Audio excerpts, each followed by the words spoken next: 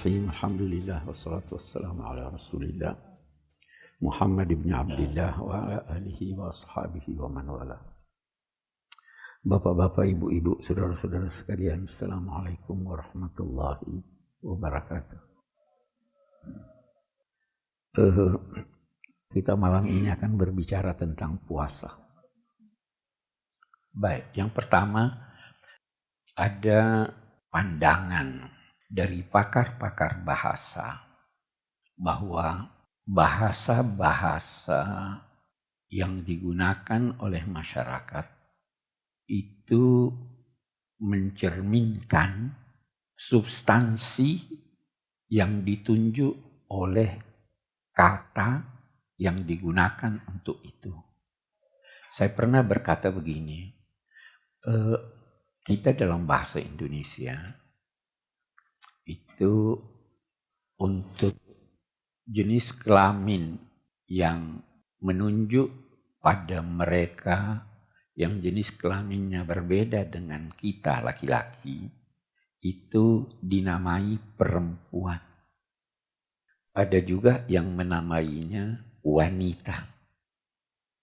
Itu dua kata yang berbeda, tetapi masing-masing mempunyai makna yang bisa jadi oleh satu pihak beranggapan yang ini yang lebih baik atau yang itu yang lebih baik. Terakhir, waktu kita bicara tentang zakat, saya katakan ada istilah saudara. Itu asalnya dari kata seudara. Untuk mencerminkan bahwa orang yang bersaudara itu memiliki kebersamaan sehingga apabila tercemar udara atau satu pihak seorang mencemarkan udara, maka dia akan terkena cemaran udara itu. Kalau dalam bahasa Al-Quran, saudara itu dinamai ikhwah. Ah itu artinya sama. Jadi hadza akhi, ini sama dengan saya. Kita sekarang mau lihat puasa. Bahasa Sanskerta termasuk bahasa yang kaya. Banyak dari kata-kata yang kita gunakan dalam bahasa Indonesia yang terambil dari bahasa Sanskerta. Karena bahasa Indonesia itu sebenarnya bahasa miskin. Saya sering berkata bahasa Jawa jauh lebih kaya dari bahasa Indonesia. Jauh lebih kaya. Bahasa Sanskerta begitu. Hanya dari satu sisi, karena pertimbangan apa yang saya katakan tadi, bahwa setiap bahasa menggambarkan substansi yang diinginkannya dari pemilihan satu kata, maka tidak jarang penggunaan bahasa Sanskerta itu mengakibatkan tergambarnya sesuatu yang tidak diinginkan oleh bahasa agama. Nah, sekarang kita lihat puasa. Ini juga terambil dari bahasa Sanskerta. Asalnya upawasa. Terus dipersingkat puasa. W-nya sudah dibuang, diganti dengan puasa. Di beberapa kamus itu diartikan puasa menjauhi yang paling dekat atau yang paling disukai. Yang paling dekat atau paling disukai itu oleh nafsu kita makan, minum, perempuan atau lawan seks. Jadi menjauhi ini. Kemudian maka puasa kita, saum kita itu dinamai puasa. Sekali lagi, tinjauan kebahasaan ini seringkali tidak menggambarkan substansi yang diinginkan oleh ajaran Islam. Itu kata Prof. Nagib Al-Attas punya pandangan bahwa mengapa ulama-ulama kita lebih senang menggunakan bahasa Melayu atau menggunakan bahasa Arab daripada bahasa Sanskerta, karena bahasa Sanskerta sudah dimasuki oleh nilai-nilai ajaran non-Islam. Yang paling jelas itu bidadari. Apa ya? Bidadari itu digambarkan perempuan, seks, ya kan? Padahal hurin bukan hanya itu. Nah, saya kembali. Dalam bahasa agama Islam, itu apa yang akan kita laksanakan dalam bulan Ramadan? Oleh Al-Quran dinamai Siyam.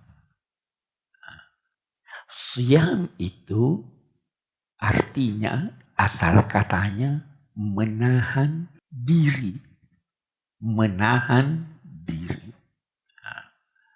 Siyam penahanan. Menahan, kita lihat dulu makna menahan, nanti kita akan pahami, oh itu sebenarnya yang dikehendaki dari puasa. Yang kita namai puasa ini, ada sesuatu yang perlu ditahan. Yang ditahan itu adalah sesuatu yang bisa jadi akan keluar. Tahan, jangan keluar. Itu kan ditahan. Itu sebabnya dalam bahasa Arab, orang yang tertahan sehingga, tidak buang air besar, dinamai indahu imsak. Tertahan. Dia mau tapi tertahan. Ya kan? Kalau terlalu gampang keluarnya, itu dinamai ishal, gampang keluar. Jadi puasa itu adalah siyam dalam arti menahan. Kalau Anda tidak menahan, kita lihat dulu secara kebahasaan, Anda tidak dinamai puasa.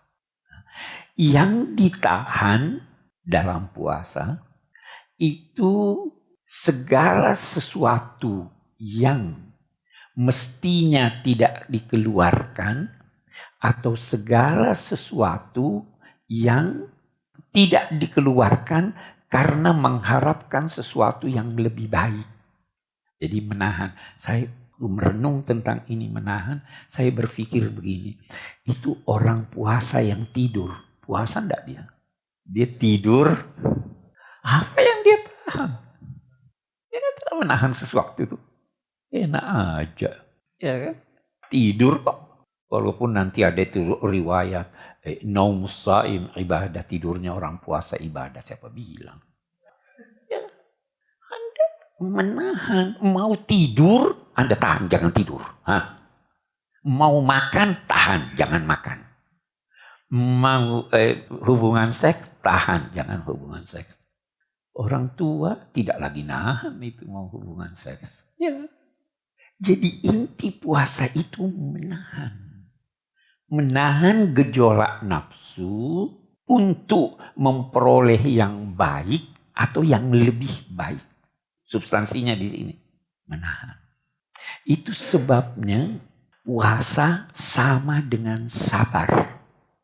Sama dengan sabar. Nanti ada ayat, innama yuwaffas sabiruna ajrahum bighairi hisab. Allah menyempurnakan ganjaran orang-orang yang bersabar itu tanpa batas. Allah menyempurnakannya. Di hadis nanti kita ada baca, as-sawmu li wa ana ajzibi. Puasa itu untukku, saya yang beri balasan. Tidak ada yang tahu berapa balasannya. Karena puasa identik dengan sabar. Sabar adalah menahan gejolak nafsu pada saat Anda mampu menahannya. Itu sabar begitu. Saya pernah cerita kan, ada satu orang naik bus, diinjak kakinya. Dia mau marah. Dia lihat, tentara yang injak kakinya. Dia tahan enggak? Dia tahan, tapi itu bukan sabar. Itu bukan sabar. Itu takut. Ya toh? Sabar. Saya mampu untuk ini, tapi saya tahan. Saya bisa makan kalau saya mau. tapi saya tahan. Saya bisa marah, tapi saya tahan. Itu makna kebahasaan imsak asyam. Menarik kalau kita baca Al-Quran. Ada dua istilah yang digunakannya. Ada satu siam, ada satu saum. Kalau apa yang akan kita hadapi di bulan Ramadan ini dinamai oleh Al-Quran siam. Kutiba alaikumus siam.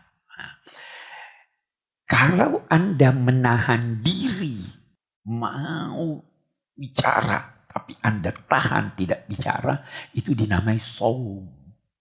Kata ibunya Nabi Isa waktu melahirkan, kamu melahirkan ini. Dia kasih isyarat. Inni nazartu lirrahmani sauman falan ukallimal yawma insiya. Saya telah bernazar untuk saum. Nah, bukan siap. Jadi orang yang bisa bicara tetapi menahan diri untuk tidak berbicara, itu juga menahan diri. Itu seakar dengan siam, itu dinamai saum. Itu menarik itu ya. Saya kira kita sekarang perlu banyak juga saum, bukan cuma siam. Ini semua ngomong nih ya. Ada kasus-kasus dalam peristiwa-peristiwa masa lampau yang orang sebenarnya bisa berbicara, tetapi ketika itu dia dianjurkan untuk tidak bicara. Tahan itu. Saya mau beri satu contoh. Dalam sejarah itu Sayyidatina Aisyah. Aisyah, istri Nabi. Ada isu dia selingkuh. Pada akhirnya Nabi pergi kepada Aisyah di depan ayah dan ibunya, Sayyidina Abu Bakar. Nabi berkata begini, hai Aisyah, kalau memang benar apa yang dikatakan orang, bertaubatlah kepada Tuhan. Tuhan akan mengampuni. Aisyah coba lihat, dia jawab begini, kalau saya bilang tidak, kalau saya berkata benar, saya bilang tidak ada yang percaya. Karena sudah tertanam di dalam hatimu bahwa itu benar. Tapi kalau saya bilang iya, saya bohong. Karena itu saya tidak mau bicara. Nah, saya tidak mau bicara. Apa yang terjadi? Tidak lama turun ayat bahwa Aisyah membebaskan itu. Kata Aisyah apa? Saya tadinya yakin bahwa Tuhan bela saya. Tetapi saya tidak pernah menduga bahwa ayat turun menyatakan saya punya kesucian. Nah, apa? Terkadang Anda dituduh dengan tuduhan bermacam-macam. Anda tidak bisa buktikan. Ya kan, bagaimana mau dibuktikan? Ketika itu serahkan pada Tuhan, tidak usah ngomong. Nah, sama Maryam. Kalau dia berkata, enggak ini anak lahir tanpa ayah. Tidak ada yang mau percaya. Ya kan? Tapi kalau dia mengaku, ya memang saya berzina. Enggak, udahlah. Tuhan beri petunjuk. Itu puasa diam. Itu saum.